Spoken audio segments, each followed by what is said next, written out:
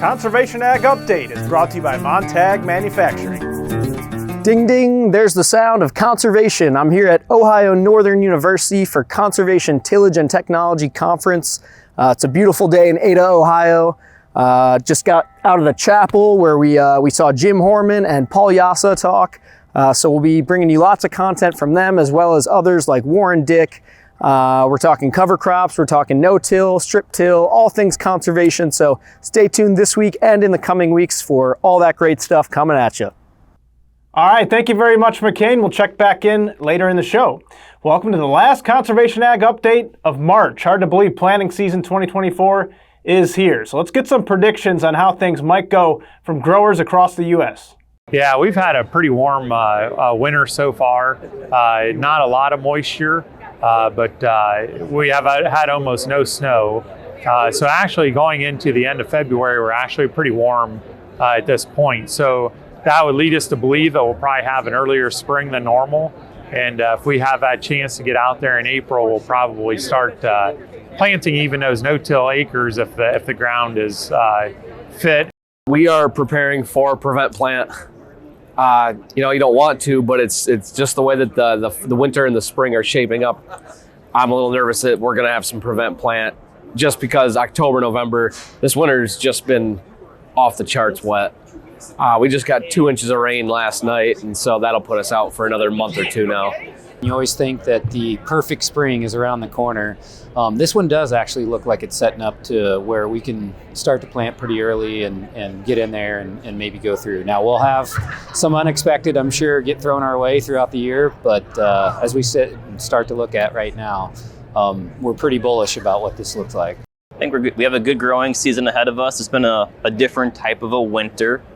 Warm, cold, snow, adverse weather. I mean, my gosh, it was 70s and 80s in a lot of the core corn belt here this week, and a little bit cooler now. But I think as we look at the year ahead, we're probably into some extremes, but I'm optimistic about the year. Farmers have done a great job of what I call weatherproofing their farms over the years. Agronomists have really helped get them to that point. So I think we're able to withstand a lot of challenges. We saw some of that last year. Not too many people were expecting record yields coming out of 2023. Yeah, good point there. No-till corn and soybean yields were at 184 and 55 bushels per acre, according to the No-Till Farmer Benchmark study. Both those are higher than the USDA averages. Moving on, a no-till pioneer stepped into the national spotlight Tuesday on National Ag Day. Jeff Martin and his sons Doug and Derek starred in the Season 3 premiere of ADM's Faces of Food series. Martin, who's been no-tilling since 1982, reflects on the aha moment that changed the way he farms. 4 or 5 years after I started farming, we were still plowing and we were raising wheat here. We had corn the middle of May that was about knee high, and we had a huge dust storm. And I was standing out in the middle of the cornfield out here, and the dust was just cutting the corn off at the ground. And that's kind of when I determined that this isn't working. I spent a lot of years researching conservation farming and no-till farming and attended a lot of national no-till seminars from the No-Till magazine. That's where we gleaned a lot of our information in the early years. At that convention, talking to farmers was probably as beneficial as the seminars that we attended because farmers are really innovators. Martin also strip-tills continuous corn on much of the farm's 5,000 plus acres. You can watch the entire segment on the ADM Advantage YouTube channel. Now let's check back in with McCain for more on the Conservation Tillage and Technology Conference. McCain, take it away. Thanks, Noah. Last week, I had the chance to attend Randall Reeder's Conservation Tillage and Technology Conference in Ada, Ohio. The event included a star-studded lineup of speakers who touched on no-till, cover crops, and all things conservation, and I had the chance to chat with retired professor and soil health scientist Warren Dick about his presentation, the conference as a whole, and his contribution to no-till's rich history. No-tillage is not so much about just building carbon in soil, it's about building resiliency in your system. As climate changes and we get more extreme events, that carbon that we build into our soil helps infiltrate water during heavy rainfall events or helps store water during drought. So I think the long-term no-tillage where it shines is the resiliency it provides to the cropping system.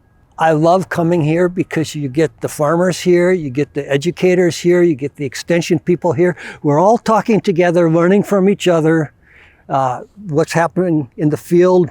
The farmer says, well, this is what I saw last year or whatever, and then we can take that into our research program, and then what we learn in our research program comes back to the farm. So it's a great integration of people. We claim we're the longest continuous no-till plots in the world. Kentucky, a few others will kind of argue with us, but they started in 1962.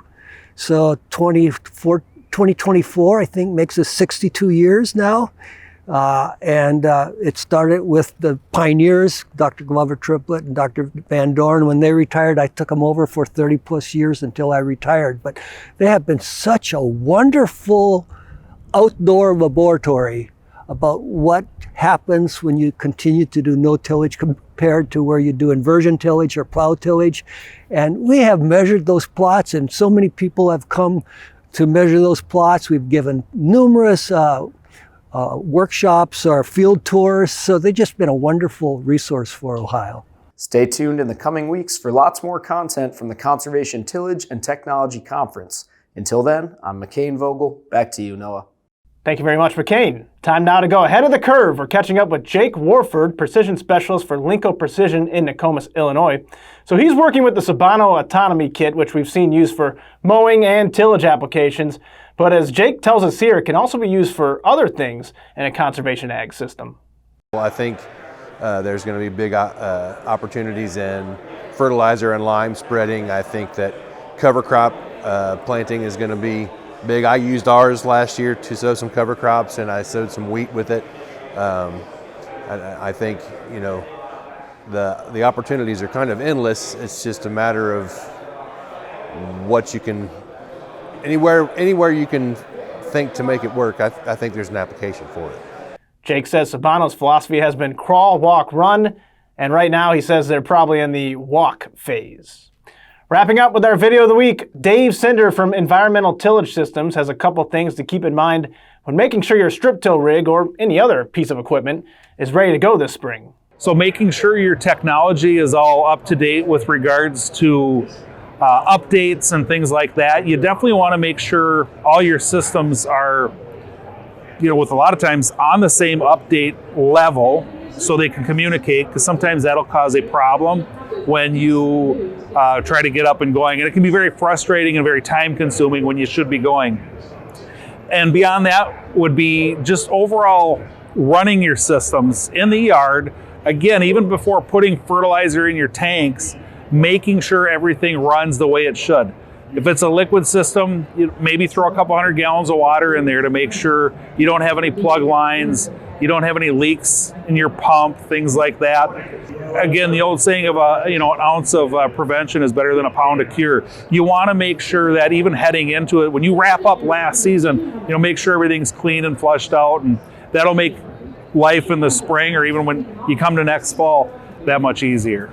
That'll do it for this week's episode. Hope you enjoyed it. Story idea, shoot me an email at nnewman@lessenermedia.com. Our next episode of Conservation Ag Update airs April 5th. See you then.